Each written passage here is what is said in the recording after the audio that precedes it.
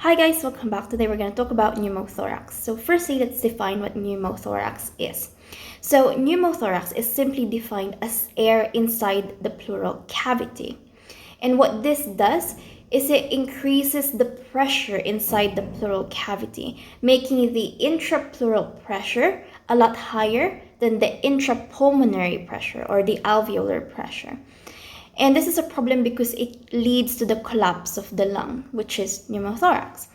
So firstly, let's talk about the pleural tissue. So remember that we have the lung itself, the lung tissue, and then surrounding the lung, we have the visceral pleura, and then we have the parietal pleura. And between the visceral and the parietal pleura is the pleural cavity. So usually there's no air in the pleural cavity. We have, however, something called the serous fluid. So this serous fluid just allows the visceral pleura and the parietal pleura to kind of stick to each other, but also allows them to not rub against each other when we take breaths, okay? So that's the function of the serous fluid, but air shouldn't be inside the pleural cavity. So this means that we have a more negative pressure inside the pleural cavity compared to our intrapulmonary pressure or our alveolar pressure. So for instance, let's just give the pulmonary pressure an arbitrary number like 0, and our pleural pressure is gonna be negative. So it's lower than our alveolar or our intrapulmonary pressure. And this makes sense in the physiological world because remember the things wants to go from area of high pressure to low pressure. So if our pleural cavity has a more negative pressure than our alveoli, it makes it much easier then for the lungs to expand outwards, into the pleural cavity, to the direction of the pleural cavity. If, however, we have air stuck inside the pleural cavity, remember air has kinetic energy. Yes, because there's molecules in the air bumping against each other, creating kinetic energy, and that raises the pressure inside the pleural cavity. When we have air inside the pleural cavity, it raises the pressure. It raises it maybe greater than the intrapulmonary pressure, than our alveolar pressure. So now we have a situation where, for instance, the pressure inside the lung is 0. I'm just going to give it 0. And now instead of having a negative pressure in the pleural cavity, we now have like a +3. So in that sense, it's going to be a lot difficult for the lungs to expand outwards because the pressure, that direction is a lot higher. So now what's going to happen is it's not going to expand so well. And if anything, it's going to collapse. So that's exactly what happens when we have pneumothorax. So how exactly does air actually get into the pleural cavity? So we have two ways of air getting inside the pleural cavity. So we can have a break in the chest wall, which then allows air from the outside to go into the pleural cavity.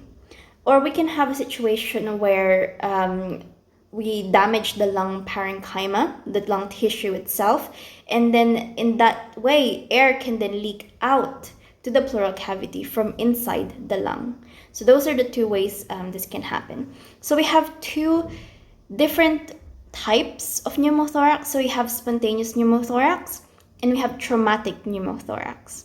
So let's first discuss spontaneous pneumothorax. So in spontaneous pneumothorax, as the name suggests, this happens spontaneously. And there's actually two subgroups. So we have primary spontaneous pneumothorax and we have secondary spontaneous pneumothorax. So in primary spontaneous pneumothorax, typically the patients who get primary spontaneous pneumothorax, they don't have any underlying lung condition. Okay, so this is very important. They don't have any underlying lung disease. They are typically young, tall males, potentially smokers as well. And so if someone is tall and thin. So this is like a classic presentation of people with Marfan syndrome, which is a connective tissue disorder. And actually, this Marfan syndrome predisposes them to getting primary spontaneous pneumothorax. So just to say that again, people who get primary spontaneous pneumothorax are usually, they don't have any underlying lung disease. They're usually young, thin, tall males, potentially smokers. And in primary spontaneous pneumothorax, what happens is these people, they form like subpleural apical blebs that can potentially rupture.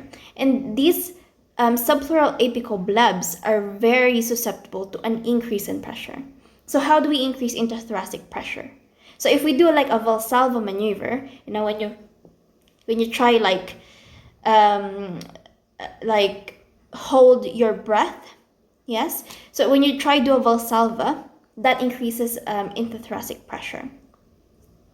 So Valsalva is like you're trying to forcefully expire with a closed glottis. That's what I was trying to show you guys, but obviously you can't see what I'm doing. So yeah, Valsalva maneuver is essentially like you're trying to forcefully expire with your closed glottis, so that increases interthoracic pressure. And in these people, when they do a Valsalva or anything that increases their interthoracic pressure, these subpleural apical blebs can rupture. And when they rupture, they obviously damage the lung, and in that way the air can leak from the lung to the pleural cavity, causing a primary spontaneous pneumothorax. Secondary spontaneous pneumothorax happens when someone has an underlying lung disease or lung condition.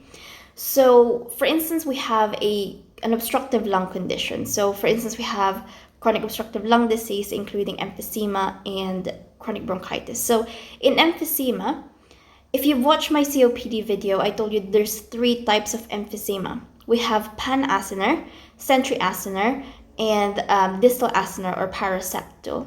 So in emphysema, what happens is that we destroy elastin in the bronchioles, meaning that when these patients expire, those airways, their bronchioles, they collapse because they don't have that elastic tissue to hold it open during expiration. So they collapse, and this leads to air trapping and the hyperinflation of the lung.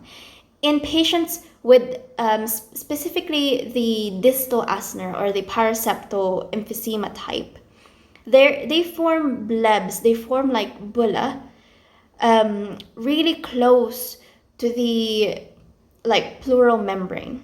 Because remember, in distal acinar, the destruction happens at the distal alveoli in the acinus of the lung.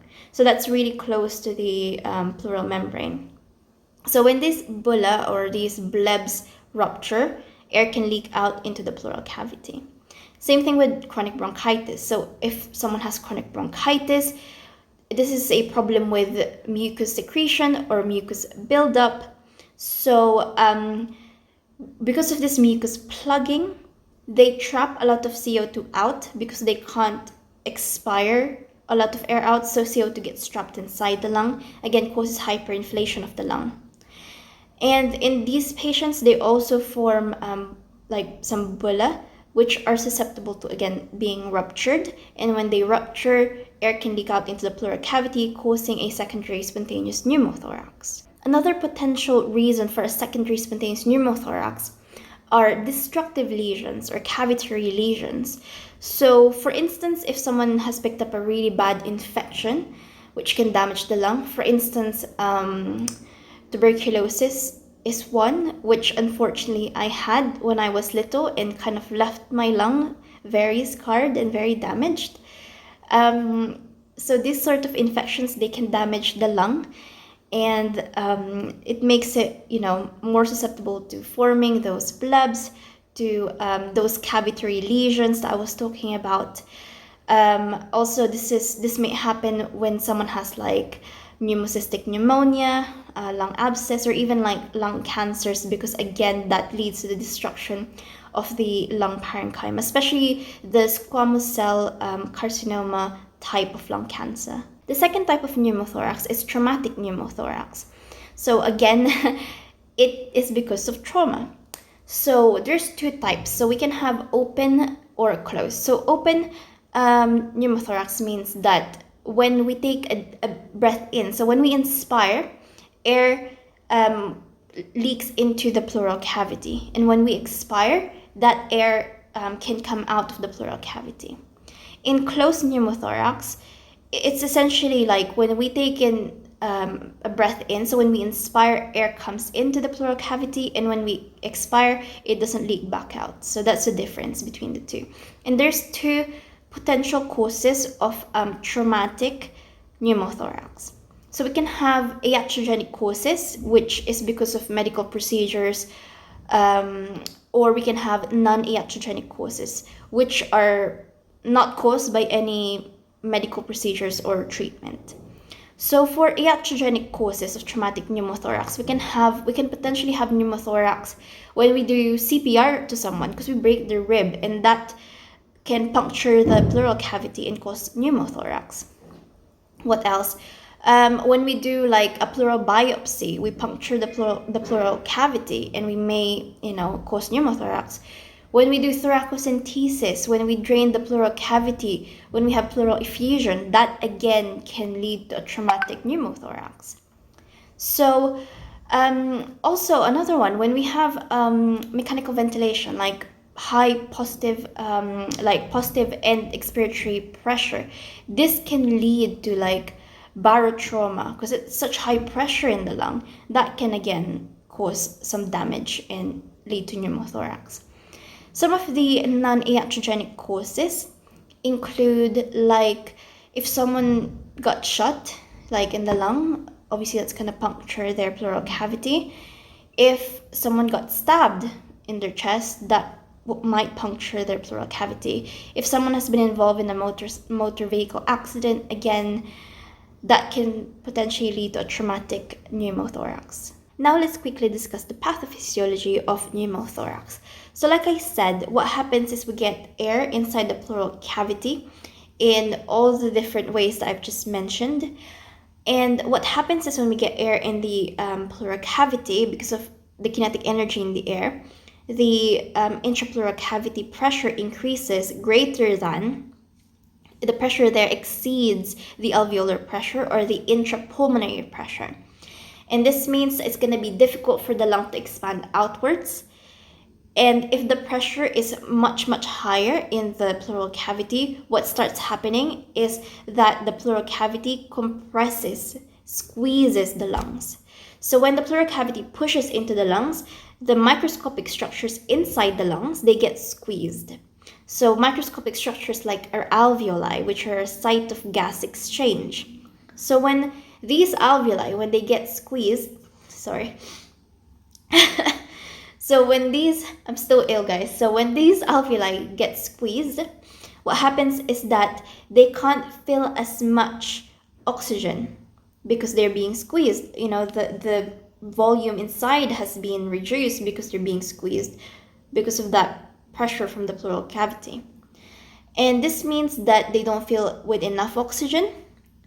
So it decreases the concentration gradient of oxygen between the oxygen concentration inside the squeezed alveoli and the capillaries. So recall that in the lungs, we have like an alveoli, right? And we have a capillary.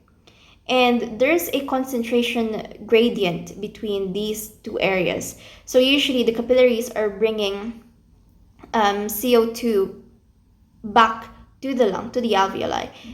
So CO2 diffuses into the alveoli and oxygen diffuses out from the alveoli into the capillaries. But because this alveoli has been squished, it's not filling with a lot of oxygen.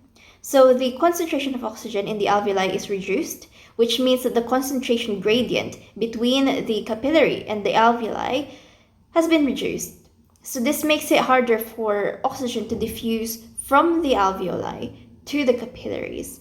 This causes hypoxemia. This hypoxemia triggers reflex mechanisms in the body. So it's gonna trigger an increase in respiration rate because the body thinks that by breathing more, we're gonna try breathe in more oxygen. So it's gonna try increase our respiratory rate. So we're gonna have reflex tachypnea. We're also gonna have reflex tachycardia because we're not pumping a lot of enough oxygen in the body, and the body thinks that if we just try beat our heart faster, it's gonna deliver more oxygen throughout the body. So we're gonna have reflex tachycardia as well. So these are really classic for pneumothorax: hypoxemia, tachypnea, which is faster respiration rate, and tachycardia, which is fast heart rate. In addition to those symptoms that I just mentioned, the patient may also experience dyspnea because of the fact that the pleural cavity has a higher pressure now. So the lungs have to work even harder to try expand outwards. So, the volume of expansion is reduced, so they would get short of breath. So that's why patients with pneumothorax may present with shortness of breath. Another one is pleuritic chest pain. So when someone has air inside their pleural cavity, which shouldn't be there, the pleural membranes can separate and they can rub against each other when we take breaths. So this may be felt as pleuritic chest pain. Also, on the affected side, where we have the pneumothorax, when we try auscultate, so if we try here for any breath sounds, the breath sounds may be absent in the affected side or diminished. Also, when we percuss, we may hear hyperresonance in the area that's affected as well. And when we do tactile fremitus, so when we ask the patient to say 99 and feel for those vibrations in their chest wall, the area that's affected may have decreased tactile fremitus. Now let's talk about tension pneumothorax. So tension pneumothorax, I think of it as a complication that can develop from any of the types of pneumothorax I described. So it can develop from a primary spontaneous pneumothorax, a secondary spontaneous pneumothorax, or a traumatic pneumothorax. So in tension pneumothorax, what happens is the pressure in the pleural cavity continues to rise. It continues to increase to the point where it's not just squeezing the microscopic structures of the lung, it's squeezing the lung and the mediastinum to the contralateral side. So for instance, I have pneumothorax on this side. If I have tension pneumothorax, it's not just squeezing the lung, it's also squeezing everything from this side to the contralateral side. So now, this lung is being squeezed and this lung is also being squeezed. They're all being squeezed to the contralateral side, to the non-affected side. So this causes severe hypoxemia because those alveoli are not getting filled because they're being really, really squished. The person develops severe hypoxemia, and as a result, they also develop reflexive tachypnea and tachycardia. And we all see this when someone presents with pneumothorax. These are the classic signs: severe hypoxemia, tachycardia, tachypnea. Another thing that happens is it presses the superior vena cava. So if it compresses the superior vena cava, blood can back up to the jugular vein. So we may potentially see jugular venous distension. And if you compress the superior vena cava, what does that do with venous return? It decreases venous return. When you decrease venous return, you decrease the preload. When you decrease preload, you decrease stroke volume, you decrease cardiac output, and you decrease blood pressure. So this might be another trigger for that reflexive increase in heart rate, because they will drop blood pressure because the superior vena cava is being compressed. In tension pneumothorax, what can also happen is that we can push the septum to the left ventricle during inspiration. So, and this will lead to pulsus paradoxus, which is another classic presentation of pneumothorax. So this happens again when we take a big breath, when we inspire. Obviously, what that creates is like a sucking effect. It pulls blood back to the right side of the heart. But in this case, because everything is being pushed, it's gonna push the septum to the left ventricle. So the right side fills with a lot of blood, pushes the septum to the left ventricle. So the left ventricular chamber space is reduced. So it doesn't fill with a lot of blood, and therefore it won't eject a lot of blood during inspiration. So pulsus paradoxus is like an exaggerated drop in systolic blood pressure during inspiration. So in a physiological setting without pneumothorax, without tension pneumothorax, the systolic blood pressure drops anyway, slightly during inspiration. It's usually less than 10 millimeters of mercury. But when we have pneumothorax, in this situation, because the septum gets pushed to the left ventricle as the right ventricle fills with blood during inspiration. During inspiration, the left ventricular chamber doesn't get filled with a lot of blood, therefore it can't eject a lot of blood, making that drop in systolic blood pressure a lot greater than 10 millimeters of mercury. So we see pulsus paradoxus in tension pneumothorax. Another thing is that we can see tracheal deviation. It doesn't just push the heart, the lungs to the contralateral side, it also pushes the trachea to the contralateral side. And we can actually see this tracheal deviation, this tracheal shift. Now let's talk about the diagnosis. So for tension pneumothorax, it's kind of a different situation because it's an emergency situation.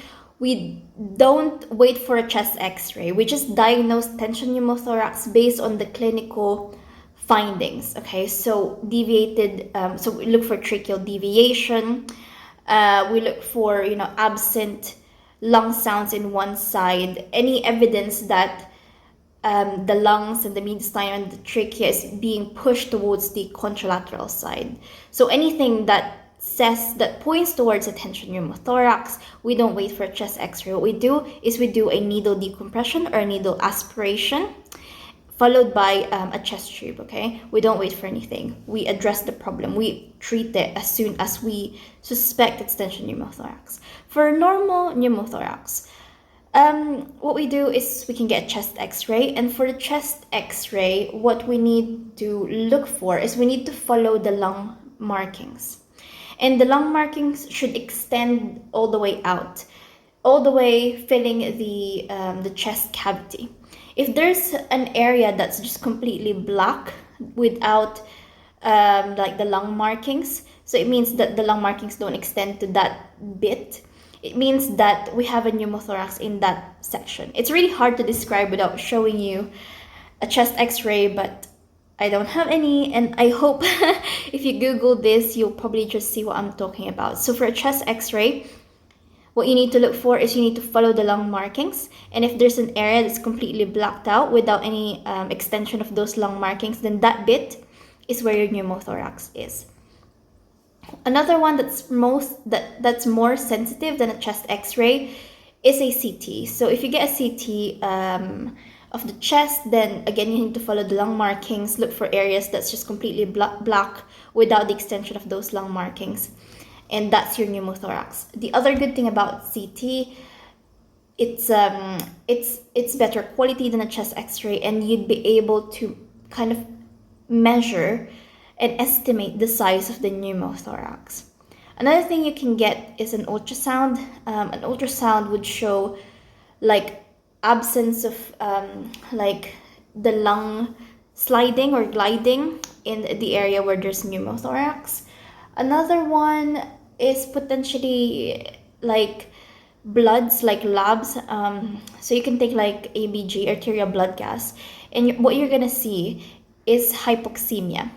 So you're gonna see low partial pressure of oxygen, and you're also gonna see like high pH because of respiratory alkalosis. Because these patients, remember, because of the severe hypoxemia caused by the squeezing of the alveoli, we're gonna get reflex tachypnea. So these patients are gonna be hyperventilating. They're gonna get rid of a lot of CO2.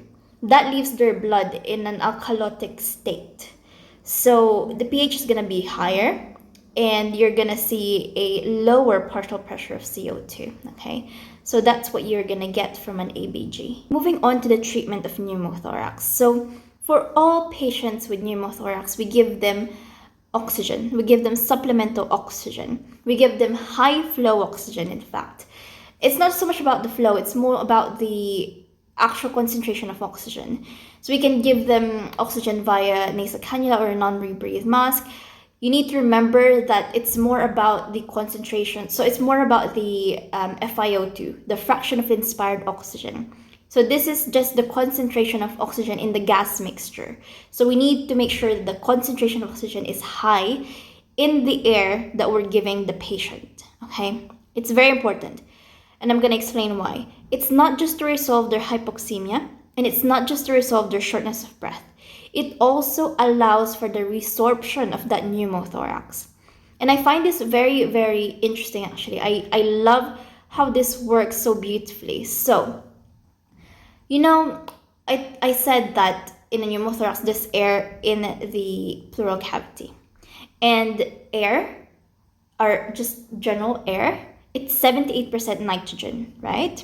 So that means in the pneumothorax, there's 78% nitrogen, and in our lungs, there's 78% nitrogen, because there's air in both of those cavities, in the chest cavity, inside the lung, and in the pneumothorax, in the pleural cavity. There's 78% nitrogen, equal concentrations of nitrogen in both of those containers, those chambers. So when we give the person a high concentration of oxygen into their lungs, into their alveoli, the relative concentration of nitrogen changes. So because now we have so much more oxygen floating around, it's not going to be 78% nitrogen anymore in that gas mixture. The concentration of nitrogen will go down as we pump more oxygen into our alveoli. We pump more oxygen in the gas mixture. That's going to drive the relative concentration of nitrogen lower. So now then, we have a concentration gradient between the pneumothorax, which is the air inside the pleural cavity, and the air inside our alveoli. We have now a much higher concentration of nitrogen in the pleural cavity, in that pneumothorax, as opposed to the concentration of nitrogen inside the alveoli. So now what's going to happen? Now what's going to happen is that things are going to move from area of high concentration to area of low concentration. So now we're gonna get the nitrogen from the pneumothorax moving to the alveolar space where there's a lower concentration of nitrogen. It's going to go from high concentration to low concentration, from the pneumothorax, from the pleural cavity, into the alveoli. So eventually what that's going to do is it's going to allow for the resorption of that pneumothorax. It's like we're sucking the pneumothorax back in, because we're trying to resorb that nitrogen into the alveolar space so we can breathe it out. So that's why we give these patients with pneumothorax really, really high concentrations of oxygen, like high FiO2 of the oxygen, of the supplemental air that we're going to give them. If we have unstable patients, so if we have a patient, for instance, with tension pneumothorax, or when they have bilateral pneumothorax, so pneumothorax in like both lungs, both sides, or if they have pneumothorax and they're on mechanical ventilation, because this can potentially convert that pneumothorax to a tension pneumothorax. As with mechanical ventilation, you're constantly pumping a lot more air into that pneumothorax because of the high pressure. So in all of these situations, what we do is we do a needle decompression or a needle aspiration. So we stick that needle, the second intercostal space, mid-clavicular line. That's to like let the air out and to let the pressures like equilibrate, okay, to make the pressures equal again. But this is not gonna last for long, so what we need to do is we need to bridge them over to a chest tube. So a chest tube is inserted at the level of the fourth intercostal space between the anterior axillary and the mid-axillary line. So again, for unstable patients, what we do is we do a needle decompression first. So that's at the level of the second intercostal space, mid-clavicular line, and then we bridge them over to a chest tube. So that's inserted fourth intercostal space between the anterior and the mid-axillary line. If we have a patient with open pneumothorax, so this is the situation where they breathe in and air leaks into their pleural cavity, and when they breathe out, air comes out of their pleural cavity. So the way that we address this is we we do like a partially occlusive dressing. So imagine, I'm just gonna show you, imagine this is like a gauze or a dressing. And then what we do is we just secure 3 out of the 4, what do you call it, sides of this dressing. So this is not at all accurate. For instance, I have like an open pneumothorax. It's also called a sucking chest wound, by the way. So what I do is like I secure 3 out of the 4 sides with tape or just to secure it. And the reasoning for this is because when I inspire, the dressing kind of gets sucked in as I inspire. So it's not gonna let air to come in because the dressing itself gets sucked in, if that makes sense. And when I expire, when I breathe out, because I have an opening here, air can leak out when I expire. But when I inspire, it gets pulled in, and when I expire, air can come out in this little opening that I didn't close fully. So that's how we address like an open pneumothorax or a sucking chest wound. If we have a patient who has a stable pneumothorax, for instance, they have an underlying lung disease and they have developed like a secondary spontaneous pneumothorax, okay? So for instance, we have a patient with, let's say, some lung infection like tuberculosis, and for some reason, they had some cavitary lesions, and then they develop a secondary pneumothorax. But they're stable. They're not super hypotensive. They're not super tachycardic, and they're not super like tachypnic. They're not really breathing, hyperventilating. So in this situation, what we do is we can order a chest X-ray and measure the pneumothorax, the size of it. If it's small and it's stable, we just observe, and potentially we need to repeat the chest X-ray to see if it became worse or if it's still okay. If the pneumothorax has gotten larger, or if the patient becomes unstable all of a sudden, if that turns into a tension pneumothorax or a really, really large pneumothorax, what we can do is we can do the needle aspiration, the needle decompression, followed by chest tube. Or if they're super, super unstable, forget about the needle aspiration, just go straight to the chest tube. And as a recap, we insert the needle for needle decompression at the second intercostal space, midclavicular, and the chest tube for intercostal space between the anterior and the mid-axillary line. And last but not least, if we have someone who keeps getting recurrent pneumothorax, what we can do for these patients is something called pleurodesis. And pleurodesis can be done either chemically or mechanically. So chemical pleurodesis, basically what we do is we push certain chemicals into their like pleural cavity, maybe via a chest tube or something. So we push chemicals like talc, silver nitrate, tetracycline, these sort of chemicals. And what they do is they induce like a fibrotic reaction. And that fibrotic reaction, what that does is it kind of sticks the visceral and the parietal pleura together.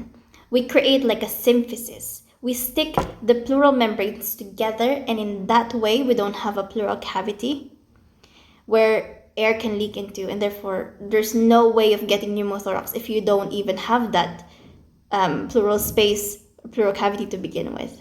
So that's how chemical pleurodesis work. We can do this mechanically as well. So mechanical pleurodesis is we use like a probe, and we apply like friction. We just like irritate the pleura, and again that would induce a fibrotic reaction, which will then obliterate that space between the visceral and the parietal pleura. So in a way, we get like the adhesion between the pleural membranes. And again, if we don't have that pleural cavity, then we can't get pneumothorax because there's nowhere that air can leak into. So that's how we treat recurrent pneumothorax.